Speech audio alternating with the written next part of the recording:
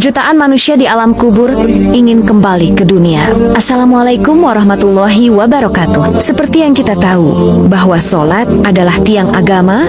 Solatlah untuk ketaatanmu kepada Allah. Solat itu tidak lama, hanya sampai kamu meninggal. Jika tubuh sudah tidak bernyawa, maka kewajibanmu melakukan solat telah selesai. Hargailah perjuangan Rasulullah yang telah berjuang meminta keringanan solat kepada Allah untuk umatnya. Sungguh tidak akan ada yang sanggup bila pada akhirnya kita menjalankan solat 50 waktu dalam sehari.